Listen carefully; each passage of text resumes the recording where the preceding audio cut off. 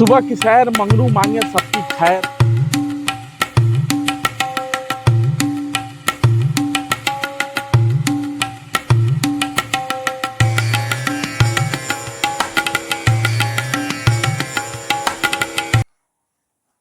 तो सुबह की सैर मंगरू मांगे सबकी खैर, और आज सुबह सुबह मंगरुआ सैर करने निकला है। और देख ही रहे हैं कि हरीश जी ने बगीचा सजा रखा है समाज के साथियों के साथ मिलकर। हरीश जी हमारे साथ हैं और ये बुराड़ी विधानसभा का इलाका है और चुनावी शोर लगभग लगभग शुरू हो ही गया है। हरीश जी, जी क्या स्थिति है आपके यहाँ? आप भी खम ठोक रहे हैं कि हमको भी लड़ना है, हमको भी लड़ना है। जी बुराड़ी विधानसभा की बात करें तो यहाँ आम आदमी पार्टी के संजीव झा पिछले 3 बार से विधायक हैं।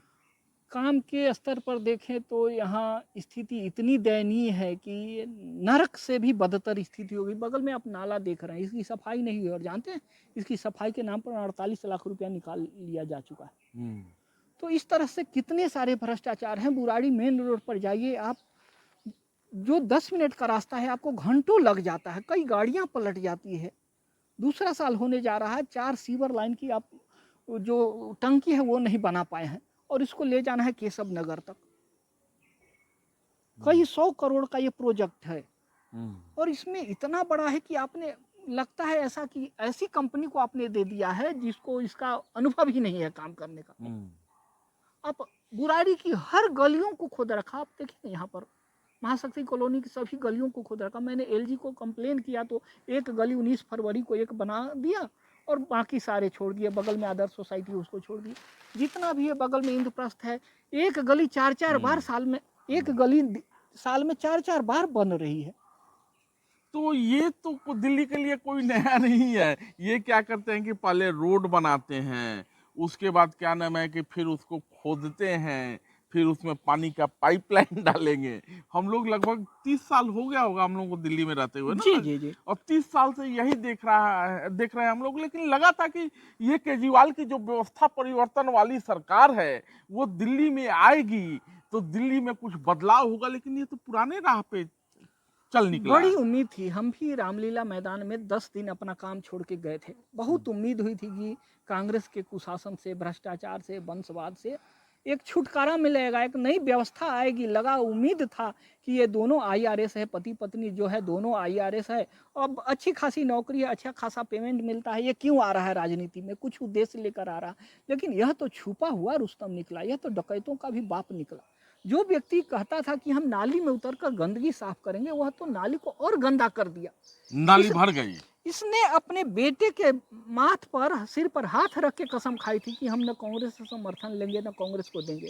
पहली बार जब ये विधानसभा चुनाव लड़ा तो 70 में से 28 सीट आम आदमी पार्टी को मिली, 8 सीट कांग्रेस को मिली, 32 सीट भाजपा को मिली। इसने कांग्रेस के साथ मिलकर तुरंत सरकार बना लिया और जो जिस शीला दीक्षित के खिलाफ इनके पास 370 पेज का सबूत था कॉमनवेल्थ गेम का, वो सबको यमुना में प्रवाहित कर दिया।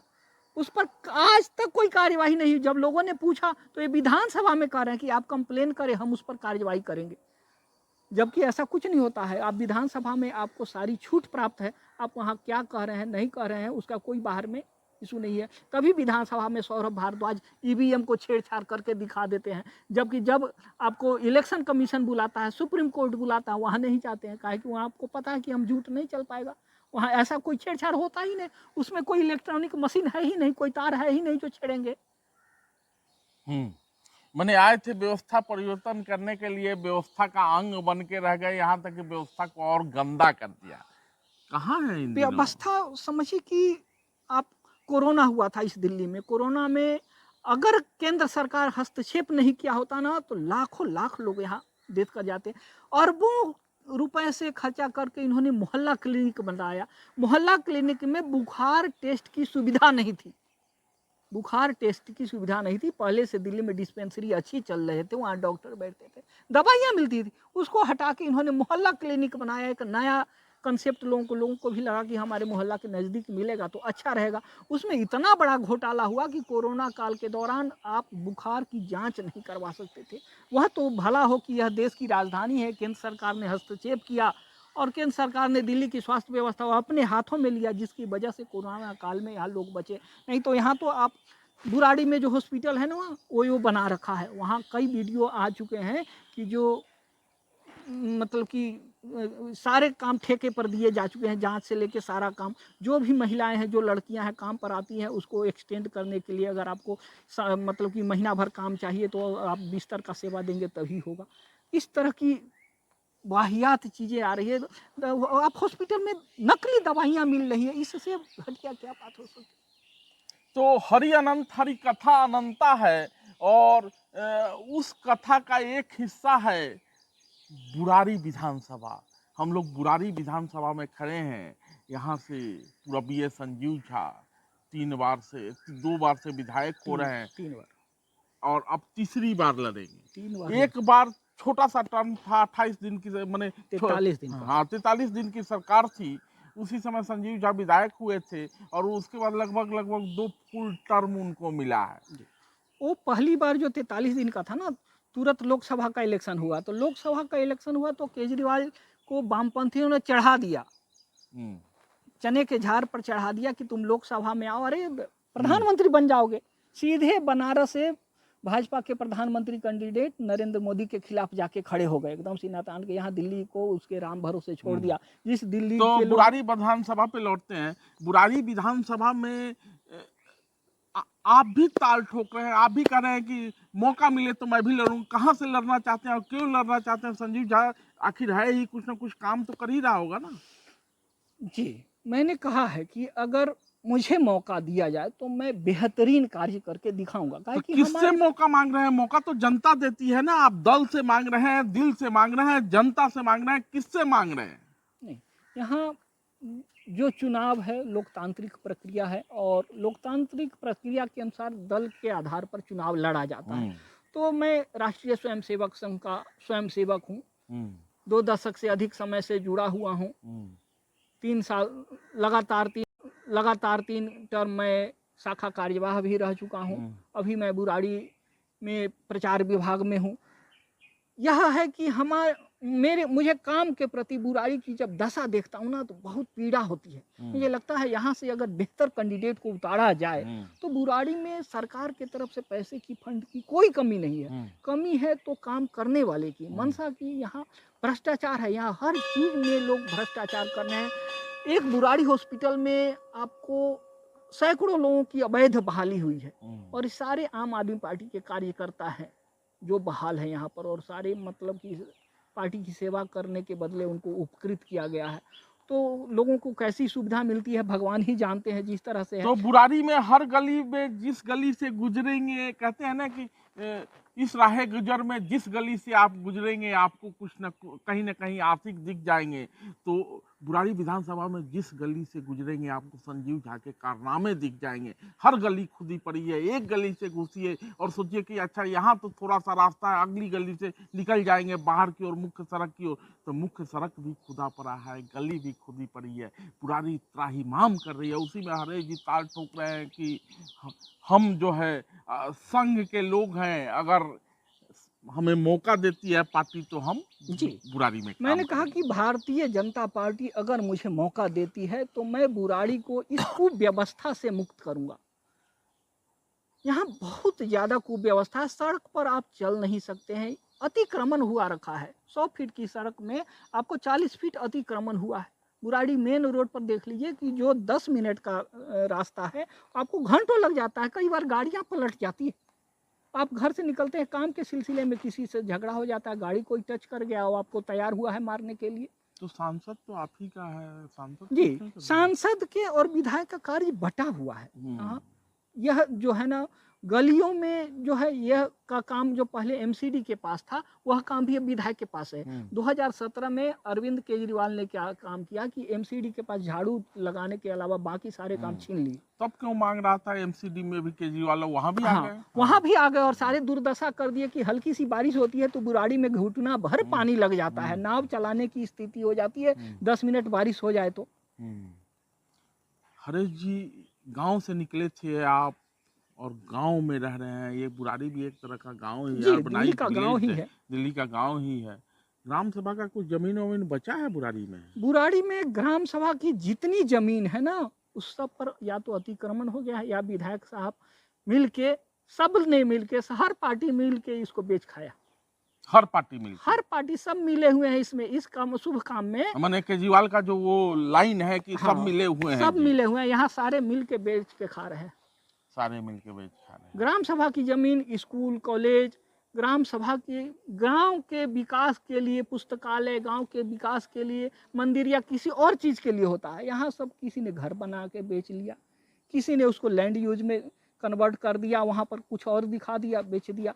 यह बहुत बड़ा यहाँ पर गिरोह है जो काम कर रहा है, और इसमें सब लोग मिल बांट के खा रहे हैं। इसमें कोई सब, इसमें यहाँ पर सारे लोग भाई भाई हैं। तो यहाँ सब मिले हुए हैं जी। कहीं कहीं ये जहाँ भ्रष्टाचार का जहाँ भ्रष्टाचार करना होता है वहाँ सारे राजनीतिक दल मिल जाते हैं।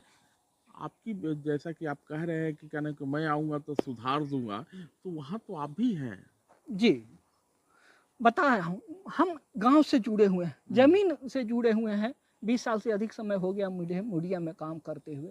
छोटा सा एक घर भी बनाया तो मैं पर्सनल लोन लेके बनाया। आज भी मेरे पास 35 लाख रुपए का कर्ज है। मैं भी चाहता तो गलत काम करके लाखों लाख कमा सकता था। बहुत सारे लोग हैं हमारे साथी जो बड़ी बड़ी बिल्डिंगों में, बड़ी बड़ी गाड़ियों में चलते हैं। आज भी यह बंदा आपको डीटीसी बस में सफर करता है।